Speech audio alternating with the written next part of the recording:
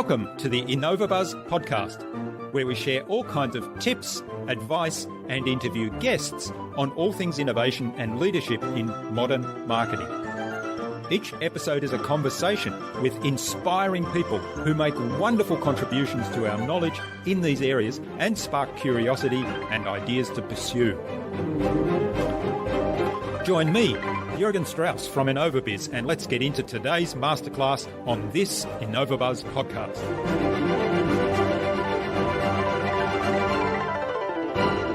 Don't ever lose sight of your passion.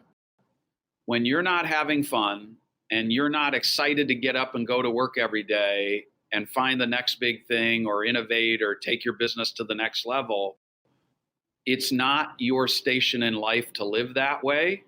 You deserve to stay passionate about this business and the thing you've created and what's possible in the future for the rest of your lives. And there is a way to fix it when you're not feeling that way. Go get some help. Stay connected to your passion.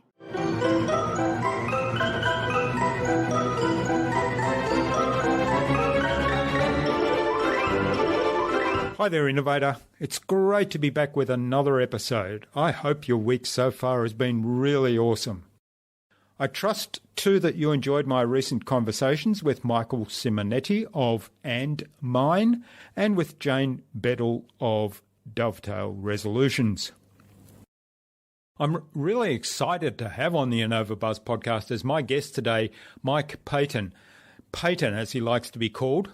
He's the visionary at EOS Worldwide, a certified EOS implementer at Achieve Traction, an author and a speaker.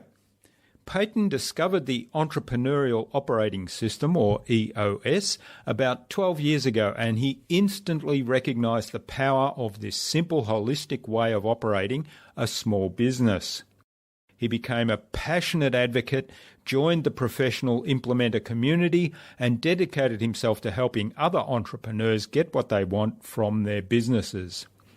Since then, Paton has conducted more than 1,200 full-day sessions with the leadership teams of more than 110 companies and helped thousands more entrepreneurs by sharing EOS in talks, in workshops, and in webinars all over the world. During that journey, Paton also wrote Get a Grip, an Entrepreneurial Fable, with Gino Wickman, and then succeeded Gino in the role of visionary for EOS Worldwide. In that role, he leads a close-knit community of more than 250 professional EOS implementers around the globe, a couple of which we've had on previous podcasts.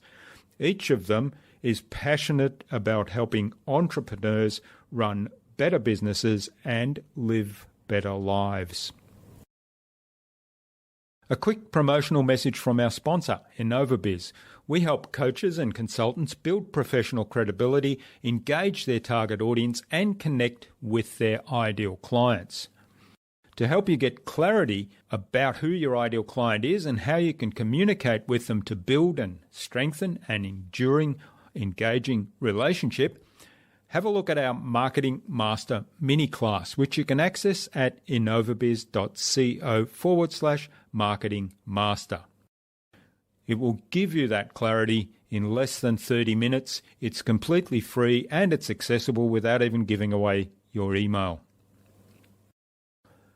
In our discussion today, Paton talked to me about the EOS system as a simple framework for aligning all people in the business to one clear vision and to having the right people in the right seats.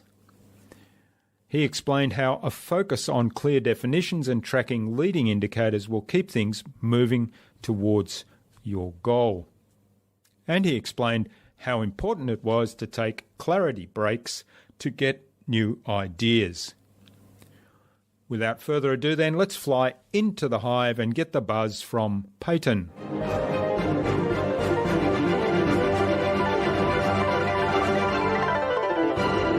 Hi, I'm your host, Jürgen Strauss from InnovaBuzz, and I'm really excited to welcome today to the InnovaBuzz podcast, all the way from Minneapolis, Minnesota in the USA, Mike Paton, or Paton as he likes to be called, and he has the role of visionary at EOS Worldwide. That's the Entrepreneurial Operating System as described in the book Traction by Gino Wickman.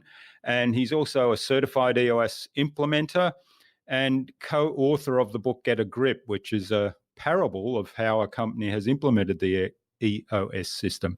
So welcome to the podcast, Paton. It's a real privilege to have you as my guest. Thanks a lot, Jürgen. Great to be here. Marissa Smith, who was our guest on episode 130 of the InnovaBuzz podcast, suggested that we get you on the podcast and have a conversation with you. So a big hello to Marissa. And we've also spoken to Daniel Davis, who's another EOS implementer from Australia in a previous episode. So a big hello to Daniel as well. Exactly. And I am nervous now that they set the bar too high from an expectation standpoint. All right. Well, we'll see. We can take it in a little bit of a different direction so the comparisons aren't too obvious. All right. Now, you've had an interesting entrepreneurial journey. You've spent most of your life, as you say, learning as an entrepreneur and also learning from other entrepreneurs.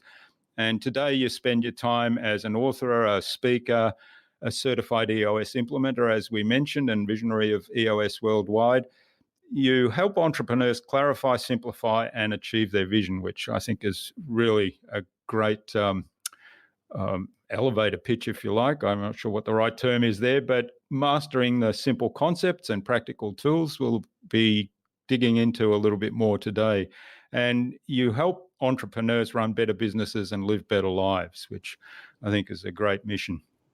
Now, before we start talking about all things entrepreneurship and business growth and building the life you love, tell us a little bit about how you got to where you are today and what some of the pivotal moments were in that journey. Well, grew up in a family full of teachers. My grandparents were teachers and entrepreneurs. My parents were business owners. And so immediately after college, I started a career in banking, much to my parents' chagrin. My father explained to me that Mark Twain described the banker as someone who gives you an umbrella when it's nice outside and takes it back when it begins to rain. That said, it was a great career. I worked with a lot of talented leaders, great people. I did very quickly learn that I enjoyed serving my entrepreneurial and business owner clients and enjoyed that a lot much more than hanging out with other bankers. And so I always felt like banking was how I was going to figure out how businesses worked, how the people who owned and ran businesses succeeded and failed. And it was a great training ground for that. And from there, I ran or helped run 4 entrepreneurial companies before discovering EOS. And 2 of those 4 companies, we were very successful. I felt like I contributed greatly to the success of the business. And 2 were train wrecks. And it was the train wrecks that made me the person I am today. And for which I'm most grateful. And the last of those led me looking for a system that would help me get on the same page with the owner of the company I was running and align around a common vision and plan and execute well together. And that's what helped me discover EOS. And so really grateful for the experience. And the minute I learned about Traction and EOS, I dug in. I flew to Detroit to meet Gino. And I was hooked. The simplicity, the applicability to all kinds of entrepreneurial companies, and the ability to use a set of simple tools throughout an organization to solve some of the most common problems the people who own and run these companies face was really compelling to me. So when you say train wrecks, the 2 companies that you mentioned as your biggest lessons, what were the big issues there, and how did the EOS address those issues? Yeah, so at one of the organizations, this was in the pre-dot-com bust days back in the late 90s. And I was running sales and marketing, member of a leadership team for a company attempting to create a B2B multi-platform play. And, the common issues, trying to do 27 things great at the same time. Not getting everybody aligned around a vision, strategy, plan, tactics, priorities, et cetera. Saying one thing about yourself out in the marketplace and knowing a different thing to be true inside the organization. And then when you got an opportunity, you had to go figure out how to deliver what you had claimed you were already good at, So yeah. These are, just common entrepreneurial challenges. And and nobody was doing anything wrong. Nobody violated any rules, but it's just you just feel like you're trying to cram 20 pounds of manure into a 10-pound bag every day. And it was tough. And then in the dot-com crash, we ran out of capital and had to wind everything down. And so that was train wreck number one. And then train wreck number two was this a great business here in Minneapolis that I was hired to come run. And the biggest issue for us was I made the decision based on the business imperatives, not the culture and style fit between me and this organization and its existing leadership team. And the mistake was mine. The train wreck was Paton, not really understanding whether or not he as himself could be a great leader in this organization with a vastly different culture and set of cultural norms. And so that, of course, ignites my passion for helping other people, other leaders avoid making those mistakes in the future. All right. Well, walk us through the entrepreneurial operating system then at a very high level and how some of those issues that you described are then addressed by it.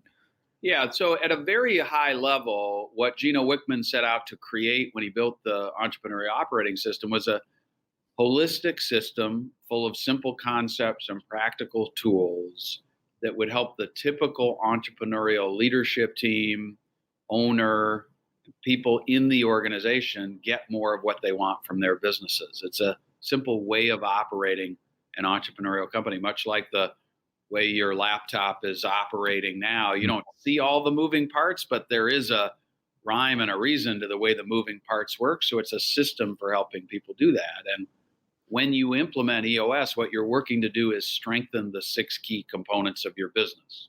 We believe that every business is either weak or strong in 6 things that make for a truly great business when you're really good at these things. And it's the vision component, getting everybody on the same page with where you're going and how you plan to get there. The people component, making sure you have great people in your unique organization. The data component, running the business on objective information on a handful of numbers that really give you an absolute pulse on the business.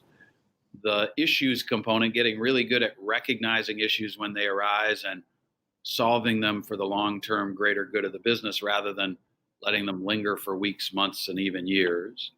The process component is the art and science of getting the most important stuff in the business done the right and best way every time. And then the traction component is bringing focus, discipline, and accountability to everybody. So when you walk around your business and you've clarified your vision, you actually see that everybody's executing on that vision every day, moving you closer to achieving what you know is possible. Yeah, I love the idea that there's 6 and it's drawn as a wheel, and so if you're strong in every one, then the wheel is running smoothly because it's round. But if even one of those is a little weak, then there's an issue, right? Lovely. Yep, exactly. Yeah. All right. Now, there's a lot in that, and I'd like to dig some more, perhaps into 1 or 2 aspects of that. Maybe we'll get on to a third one. But the first one I'd like to dig into is vision. Mm-hmm. And I know you've said in the past that lack of vision is not really a problem with any organization. There are too many visions around, and people have got different ideas of what the vision really is. So how do you address that in EOS? Yeah, and so, it underscores one of the things I always hope listeners take away from this conversation is that nothing I'm sharing is theoretical or abstract or a management fad. What Gino did as he was building EOS is he observed a set of common challenges and issues. And there were a lot of ahas, we call them discoveries, of things that are just true of almost all entrepreneurial companies. And when we say the vision component is weak, the common perception is, oh, there's a company that doesn't have a vision, or it hasn't. And truthfully, in most of these organizations, every member of its leadership team believes we're going somewhere and we've got a plan. They just all have a slightly different view of where we're going and exactly how we plan to get there. And what we do to clarify and align around a single vision and therefore strengthen the vision component is we get all those great thoughts out on a table and we work through them together until every member of the leadership team agrees, this is where we're going. This is how we plan to get there. This is what's most important right now. This is what will be most important for the rest of the year. Here's where we're going 3 years from now. And we write it down in clear, simple language so we all agree this is our vision, this is our plan, and then we can begin sharing it with everybody in our organization. So that's why we say your problem isn't that you have no vision, it's that you've got too much vision, and we got to get you all to agree on one. Yeah, that's right. And is it a bigger problem in a larger organization, or do you find the same thing in a small organization where there's perhaps not that many people who have got different interpretations or different ideas of where the company is going? Well, I think it's harder to sniff out in a larger organization sometimes, but let's talk specific size. EOS was built for privately held companies with between 10 and 250 people. And so, my relevant experience in answering that question, while I've worked with clients that have upwards of 1,000 employees, is really pretty small companies by the typical definition. So, I would say when you get up to 200 people, the bottom line is there are multiple layers. There's a lot more people to reach. So, yes, it can be more difficult to get the vision shared by all in a larger organization. But I have worked with 6-person leadership organizations with 3 people on the leadership team, and you got 3 headstrong, independent leaders who cannot align around a single vision. And when we talk about getting a vision shared by all, Jurgen, what I mean is sometimes there's a member of your leadership team who is never going to want the same thing for your business that you want long term. They're never going to share your vision. And one of the things that happens when you're implementing EOS is that becomes crystal clear. There's a tough decision for 2 people to make. And sometimes the way you get a leadership team to share your vision is you replace a member of your leadership team with someone who wants what you want. We aren't generating buy-in, and we're not coaxing people to believe in something they're never going to believe in. It doesn't work that way. Yeah. Well, that brings us on to the people aspect. And you mentioned culture and style fit before when you were describing one of your own experiences. So is that a key thing when you're looking at people? I know a lot of the things you do is right people in the right seats, and that vision and leadership group example you gave is probably more in that category. That's right. Yeah, and so what I would say is, the terms "right people, right seat" comes from Jim Collins, talking about the importance of finding the right people for the bus and getting them on your bus, and then making sure they're in the right seat. And what Gino built when he was building the tools associated with strengthening the people component is a mechanism for clearly defining what a right person is and what all the right seats are in your unique organization. That was the aha, is there are a million systems out there for hiring, managing, and retaining the right people, but they're all generic. They all work in organizational agnostic ways. And so what we're trying to do is say a great person in your organization, Ms. Entrepreneur A, is different from a great person in your organization, Mr. Entrepreneur B. And so could we just all, as a leadership team, take the time to define what a great person in our unique organization looks and feels like, and then let's hire and fire around that. That's the EOS approach in a nutshell. It's boiling everything down to its barest essentials, simplifying it, and creating a set of simple, practical tools you can use to solve common problems. Yeah, so that would then address cultural fit. It would address skill fit for the particular role. So for the seat. To be clear about those terms, in an EOS company, a right person is somebody who fits your culture like a glove. They share your 3 to 7 core values, and we carefully define those core values when we're crafting the vision. And then we give our clients a tool called the People Analyzer that allows leaders, managers, and supervisors to evaluate the characteristics, attributes, and behaviors of their people against those core values and give positive and constructive feedback to all the people in the organization. So if you fit our culture, you're going to get a lot of positive feedback relative to each of our core values. If you don't, we're going to work to coach you up and hopefully keep you, fully engage you, make sure you fit our culture every day, or we're going to coach you out. And so those are the kinds of simple, practical tools I'm referring to. The right seat is a job that's critical to your business, that's clearly defined in a clear and simple way. And again, we give people tools to clearly define all those seats and evaluate their people against the rigors of each position.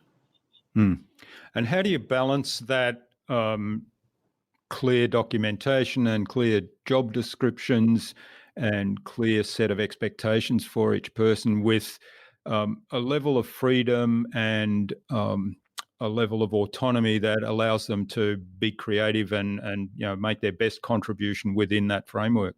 Yeah, and I would say the simple answer to that is the clarity and simplicity of each of the tools. So the people analyzer is a very simple diagram with the core values and 3 standards for job performance across the top and the names of every person in the organization down the left.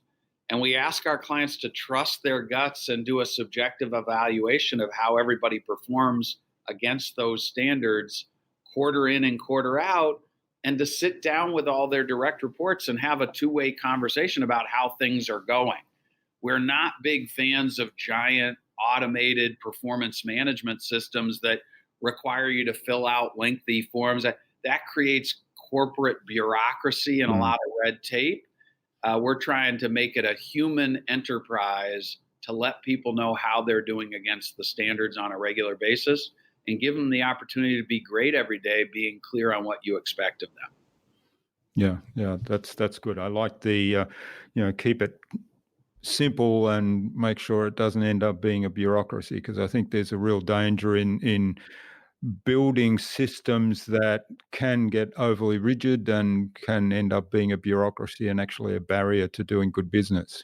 Well, what we see happen, and I just finished a session with a client today, and this was an issue for them, is when you make the system difficult to use, your leaders and managers don't use it.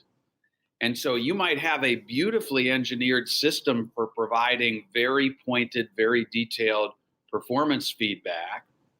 But if your employees would prefer not to have a conversation with their people at all about how they're doing because the system's so hard to use, you're actually defeating the purpose you acquired the system for. And so we're trying to give people useful, simple stuff and ask them to use it repetitively. It's like the difference between a detailed, personalized wellness plan or the person who says, if I want to lose 10 pounds, maybe if I just step on the scale once a week, I'm going to get enough data back that I'll eat less and exercise more, and I'll achieve my goal. That's kind of the EOS approach. Yeah, I love it. I remember in one of my roles in the corporate world where we were building a system about product development from research through to commercialization. And at some point, once it was implemented, there's a whole story around getting that implemented, but once it was implemented, I often heard, no, we can't do that because the system, it's against the system. And I kept pointing out, no, the system is a tool to enable us to do what we need to do. And we have to do that because that's in service to the customer. So I like keep it as simple as it needs, as complicated as it needs to be, but as simple as it can be so that people actually use it. Yeah, that's exactly right. Okay, now the other thing I'd like to explore a little bit more, and you touched on, stepping on the scales each week, is the data component. And what fascinates me around this is how to build some really good scorecards that fit that requirement for simplicity, but that actually give you some data that leads to insights rather than just some numbers. Right. Yeah. So I love that you started there because I've been in business long enough to remember when the data component at most organizations was weak because there was no data. And the leaders and owners and managers were kind of flying by the seat of their pants, trusting gut instinct alone. And today, the opposite problem is true the vast majority of the time. There are lots of companies out there drowning in data. And their leadership teams and managers are looking at pieces of data that not only don't help them make better, stronger, faster decisions, but actually paralyze them because they have one spreadsheet that says they should speed up and another spreadsheet that says they should slow down. And they're looking for the answer in a bunch of information that isn't helping them make decisions. And so that's our approach, using data to run your business. So you know when to press the gas, when to press the accelerator, when to turn right or left. That's what we're trying to do with clear, simple leading indicator scorecards throughout an organization. Yeah. So you mentioned leading indicators there, and and that's as opposed to lagging indicators. So tell us a little bit about how you do that, how you get those insights that give you, decision-making capability that says you can make a decision right now that's going to have an immediate impact rather than playing catch up to something that's already happened. Right. And what I would say is that there are lots of companies out there that are pretty good at running their business on lagging data. So you've got a monthly budget, and you're doing a monthly financial review where you're comparing the results you got last month or sometimes last quarter against your budget. And you're making decisions about what to change next month or next quarter based on how you performed last quarter or year to date. That's using lagging indicator data to make decisions as a leadership group and a management team. The problem in an entrepreneurial company that's a little smaller and where every dollar and every ounce of waste counts is that if you wait until the end of the first quarter and find you're 30% off track in new revenue, it's going to take you 9 months to solve that issue, and your entire year is shot. And so when we talk about leading indicators, what we're talking about is there an activities-based number or 2 or 5 from what you're doing in marketing and sales that would predict future new revenue results? And so when you see those activities are not at the level you expect to achieve the desired result next month or next quarter, couldn't you just manage your people to ramp up their activities and influence what your P&L looks like next month or next quarter rather than waiting until you get the results and influencing change then? That's our approach to building leading indicator scorecards. Mm-hmm. So that, in that example, that might be, so if you've got let's say a 20% growth in sales forecast for next quarter, that requires you to speak to or have let's say 100 sales conversations with these type of people. Right. And before that, you've got to identify who they are. And so those would be the leading indicators. Have you done the identification step? We walk through every step of the marketing process and the sales process, and we identify the activities that are going to lead you to a closed deal next quarter. And we say, which of these activities are reliable indicators of future results? And if so, let's put that number on our scorecard and hold people accountable to increasing their activity level by 20%. Therefore, we're likely to get a 20% increase in result. Yeah. And so that we're managing ahead of the result rather than waiting for the result to tell us what to fix.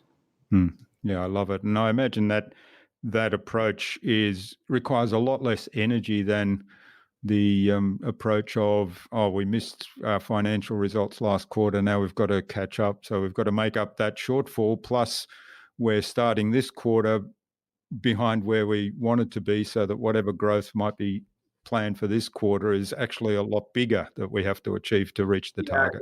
It's less of a fire drill is what I would say, but I would be doing your listeners a disservice, Jürgen, if I didn't say the cultural baggage that a leadership team needs to navigate through to implement this mindset about using data to drive championship performance is huge.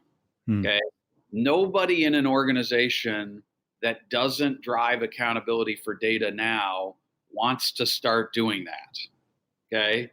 So my leadership teams know what to do, but the human resistance they get when they say to their seasoned sales staff, hey guys, we're going to start holding you accountable for executing some number of sales calls or producing some number of proposals every week because we're trying to drive accountability for leading indicators of sales results. That doesn't go over well. So please don't minimize the effort required to be great at this. What I would say is the payoff is huge, and the effort and the pain and the cultural difficulty is worth all the energy you sink into change management to do it well. Yeah, and some of that comes back to looking at the whole EOS system again and saying, well, here's the vision, here's our 1-year plan, 5-year plan, and here are the key activities for the quarter, and then the data links into that, so that when you then approach people and say, hey, we need to be tracking against this particular activity, whether it's number of sales calls or marketing programs, and we're going to hold you accountable to run that number and run it in a certain way to marry that into the total picture. Correct. You got it. You've nailed it. Yeah. All right. Now you have the role of visionary for EOS, and I know that in the EOS system there's kind of a very clear distinction between the visionary role and the integrator role within a company. So tell us a little bit more about that. Yeah, so this was another aha, is that as an entrepreneurial company grows from an idea to a going concern to a real organization, a lot of times the person who founded the company and built it from scratch is still sitting in the CEO or chief decision maker or a head cook and bottle washer seat. Long after what the organization needs from that seat is different than what skills and passions the founder brought to the start of the organization. And so Gino kind of studied this issue carefully, and he identified that while visionaries are great builders and creators and creative problem solvers and big idea people and inspirers, there's a long list of things that have to be done in a company that's generating 10 million or 40 million or 100 million in revenue, or has 10 or 50 or 70 people, than there is when you're a one-person show and you're delivering something you're passionate about to a small group of clients. And what he identified was those things were leading and managing people well, having tough conversations when necessary, driving accountability for achieving results, accepting accountability for the business achieving all of its objectives, including P&L and business planning goals, removing obstacles and barriers for other leaders. And so he created this idea that since very few people on the planet are good at both of those things, we might need 2 seats at the top of our accountability chart, one for the visionary creator with very specific roles and responsibilities, and one for the person who's going to beat the drum, be the glue that holds our leadership team together, drive accountability, and, for lack of a better term, keep the trains running on time. And that is an integrator. And many of your listeners who started their own business and aren't having fun anymore are feeling that way because they're a visionary stuck in the integrator seat, and they're being tasked with a bunch of work that they're not very good at and they don't love doing. And that's the problem we're trying to solve. And there's a great example of that in the book Get a Grip, where you've got the situation where there's 2 co-founders and jointly running the company, and one of them is clearly a visionary and one of them much stronger at implementation, but they're not clear on that at the beginning, and they kind of not really clear on what their roles are or how they can best contribute to the leadership team and to the company. Well, and let's tell your listeners what the real issue is. At the very start of the book, they darn near want to kill one another. That's right.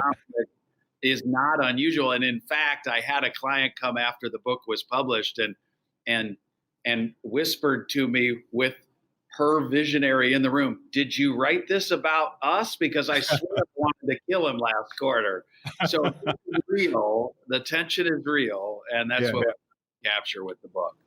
Well, I was thinking of asking whether it was one of your train wrecks that it was based on. But I will say, Gino and I had a rule, and that was if we hadn't seen it 10 times with real clients, we wouldn't allow it to be in the book because we wanted it to be real world and gritty. And we wanted our readers to say, wow, am I familiar with the feel of the way this organization is operating? And so while it wasn't about any one organization, it was definitely an amalgam of lots of companies he and I have experience with. Well, certainly I had the feeling quite a number of times going through the book that I think I've been in that situation before. That's right. Good. Thank you. That's music in my ears. Yeah. I was fascinated that you wrote the book as a story, as a parable to was that a deliberate thing to help people understand better how EOS work? Because I know there's about 4 or 5 other books that are all pretty instructional in their manner and with lots of the tools and templates there. Was that a conscious decision to go that different direction? Yeah, and that was one of the first decisions we made is what type of book are we going to write? And both Gino and I had a fable or parable on our list. And, a couple of key data points that helped us make the decision. Number one, both of us are very big fans of Patrick Lencioni's work. And so his business fables really drive home complex business points through drama, right? Through watching a story play itself out. And so it's in my opinion, a really neat way to get people to understand something without being overly educational. And then the second deal was that Traction is the most engaging how-to manual I've ever read. Like I couldn't put it down. But it is still a how-to manual, and both of us have been approached by a number of visionary owners of entrepreneurial companies who said, yeah, I read Traction, and then they pause and they say, well, really what I did was I read the foreword. It sounded really good, so I handed it to somebody else on my leadership team, and I told them to make it happen. And we both believe that the visionary is a must-have in terms of engagement in implementing EOS. And we felt that maybe some members of our audience that learn better experientially or will stick with a book longer because they want to know how the story played out might get a grip when they didn't really read every page of Traction. Mm-hmm. And I think one of the things, as you mentioned, Traction is very much a how-to manual, and it is very clear, and there's lots of tools in there, and it's pretty clear how to use those tools. I think what Get a Grip does is paint a really compelling picture as to why you'd want to actually take on those tools, why you'd want to implement that system in a company. Yeah, and the other hope was that in watching humans use the tools, it would make it more real. And I would see an example of behavior I maybe wasn't confident I could employ. So, for example, the integrator has a tough conversation with a member of the leadership team as part of a EOS tool called the 3-strike rule. And a lot of my clients are really afraid of how that's going to go. And it's very reassuring to watch what you perceive to be a real human have that experience, be successful, and it gives you a model for your own approach. So that was our hope. And, luckily the reader feedback has been very positive in that regard. All right. Well, this is fabulous, Paton. I'm just looking at the time. I mean, we could dig some more into all the aspects of EOS, but I think we'll let the reader go and explore that some more. And I would encourage you take a look at Traction and all the how-to and all the tools in there, but also have a look at have a read or listen to the Get a Grip book, because that's a great story of how a company was totally turned around by implementing the whole EOS system and how that played out in real human situations, as Paton's mentioned. Mhm. So I think it's a good time to move on to the Buzz, which is our innovation round, and it's designed to help our audience who are primarily innovators and leaders in their field with some tips from your experience. So I've got 5 questions in the Buzz round, and hopefully you'll inspire somebody to go and do something really awesome today. Perfect. First one, what's the number one thing anyone needs to do to be more innovative? Set aside the appropriate amount of time in a place where you do your best thinking and have absolutely no distractions. It's actually an EOS tool called a clarity break. And the number one reason entrepreneurs stop innovating is they get too busy with other stuff and they don't prioritize thinking and innovation time. So set aside the time and make it sacred. Yeah, that's great advice. And I think having that time and place and removing all those distractions is actually the secret there. Whatever that might be, could be anywhere. That's right. All right. Now, what's the best thing you've done to develop new ideas? Well, setting aside time is one. And the second thing I'd say is listening. And this is something that I've had to develop as an older leader. As a young person, I was very interested in sharing my ideas with everybody else. And I've learned that the secret to innovation and developing new ideas is listening to other people, because there's a lot of people with great ideas out there, and their thoughts about what they need and how to have those needs met often are the key to delivering. Yeah. And sometimes asking really good questions helps them clarify their ideas as well. Couldn't agree more. All right.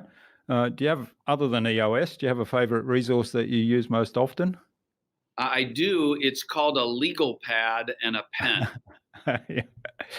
And I'm dead serious about that. Gino and I laugh about it all the time. And some of the younger EOS implementers that we work closely with and help think we're a little silly. But I find that just a blank sheet of paper at the ready, available when I have a great idea, and the ability to jot it down and come back to it and flesh it out is really huge. And I am personally not disciplined enough to do that, even though I know my technology would serve a similar purpose. When I've got technology in my hand, I want to use it for all the other stuff it does. Yeah. And so to me, a legal pad's critical. Yeah. Well, the technology that opens you up to those other distractions that we talked about removing before, right? Exactly. And I know I've got my set of, well, there's 7 of them now, just having a look over here, 7 fountain pens here in different colors. And I love sitting down and writing on paper with that. Now, I do integrate it a little bit with the digital, because I'll photograph the notes I've taken so that I can easily find them wherever I happen to be and wherever I have my phone with me. Love it. All right. Now, what's the best way to keep a project or a client on track? And I think we've talked about this a little bit.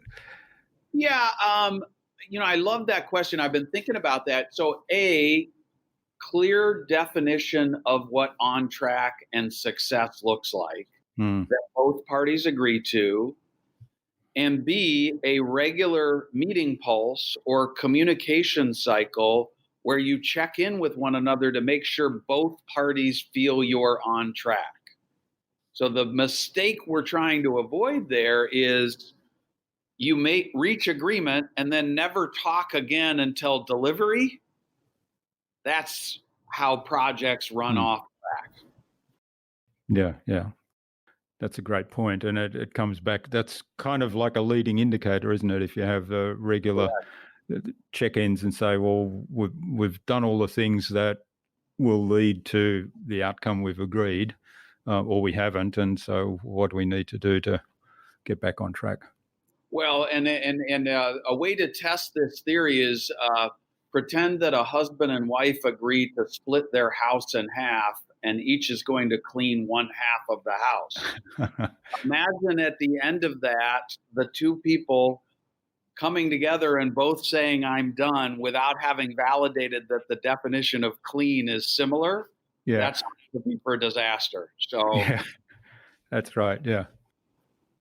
Yes, that reminds me of cleaning up the garage. Have you cleaned up the garage? Yeah, yes, I've cleaned up the garage. It I looks thought that pretty might be messy. it. Yeah. Yeah. All right. And what's the number one thing anyone can do to differentiate themselves? Truly deliver as promised every time.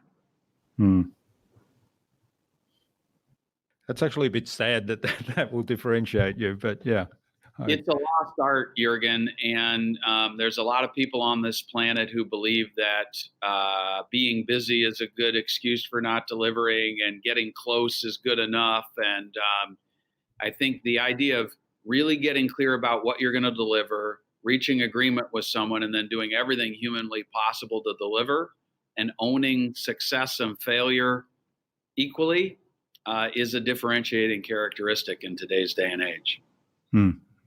That's great advice. And if you then apply the principles that you mentioned about being clear on what on track looks like and keeping things on track, then that's a really good way to keep that all very transparent. That's correct. And when that is your way of operating, you rarely make a commitment you know you can't deliver on. So you get really good at saying no. That's the key.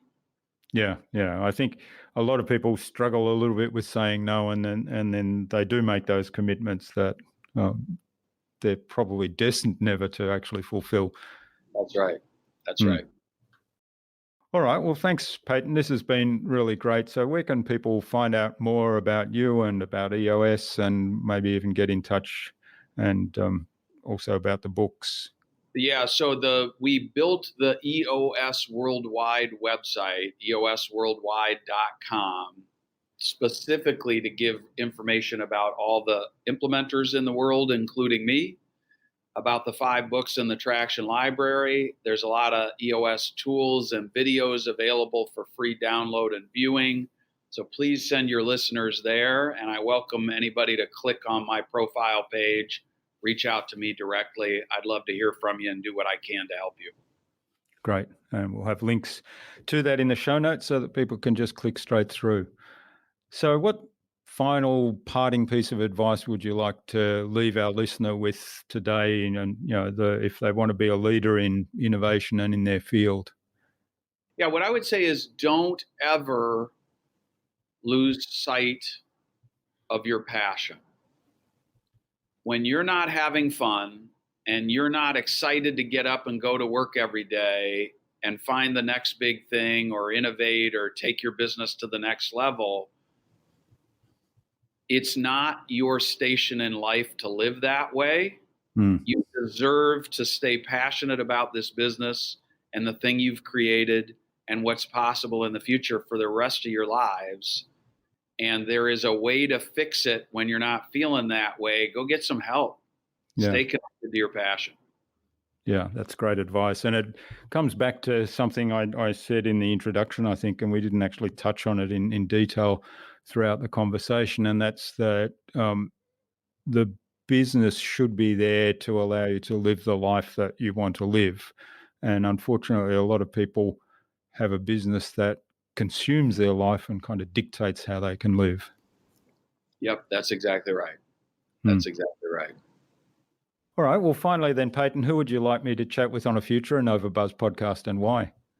Well, I've been talking about the influence Gino Wickman has had on me and the rest of the entrepreneurs I know. And so I'd put Gino on the list, but not to talk about traction, actually. Gino's just published his latest work. It's called The Entrepreneurial Leap. It is a book to help entrepreneurs in the making decide whether or not they are entrepreneurs at the core. And if they are, it illuminates a path for them to develop into successful entrepreneurs, owning and running great businesses. And so it would be cool for your listeners to hear about how to do that, or to share it with the people in their lives that may be entrepreneurs in the making. Yeah, that sounds fascinating. I haven't gotten around to reading that book yet, but I'll definitely do that. And we'll see if we can get Gino on the podcast as well. So thanks for that. Awesome. My pleasure. Yeah, well, thanks so much for sharing your time and your insights and describing EOS in a little bit more detail for us today, Paton. I've really enjoyed this and I've enjoyed the conversation, learnt a little bit more about some of the ins and outs and some of the risks and some of the things that EOS can help you really get alignment within the company and drive success and building that life that you want to live so that the business is actually serving that. So thanks for that. All the best for the future, and let's stay in touch. I look forward to it. Thanks very much for the time, Jürgen.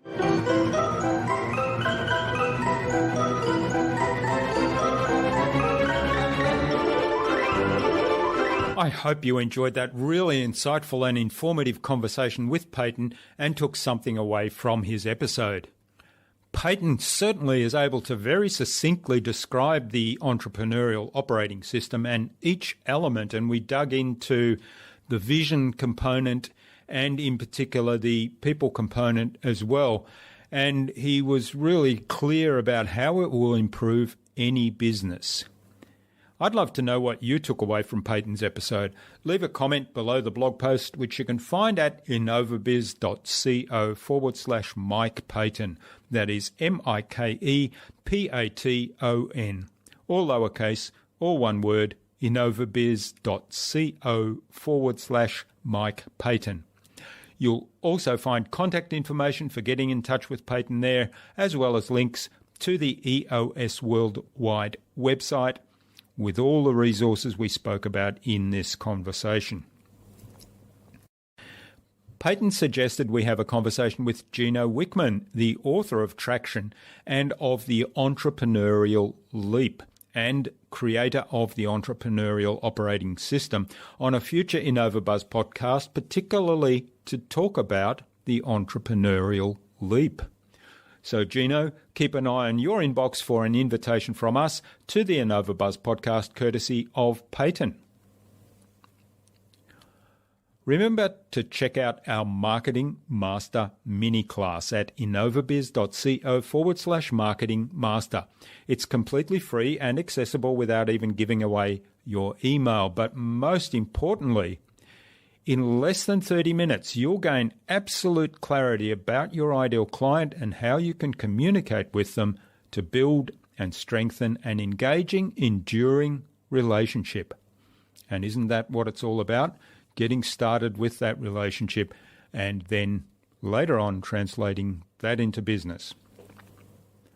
And if you'd like our help to go even deeper into marketing mastery or our help with podcast production, then send me an email to jurgen@innovabiz.co and we'll set up a quick call to have a conversation and explore how we might be able to do that. Tune in again next week to the InnovaBuzz podcast, where we've got more fantastic guests lined up, including Vivian Go of Simple Wealth Coaching and Sarah Anderson of Visibility Co. Stay connected with us by subscribing to the InnovaBuzz podcast at innovabuzz.com/subscribe. innovabuzz.com/subscribe. Make sure you never miss another episode. It would also mean a lot to me if you leave us a review, because what you think matters. I'd love to hear your thoughts, your ideas, your suggestions, or questions you have, so go ahead and share them in the comments below the blog post for this episode. Until next time, I'm Jürgen Strauss from InnovaBiz. Remember, be awesome and keep innovating.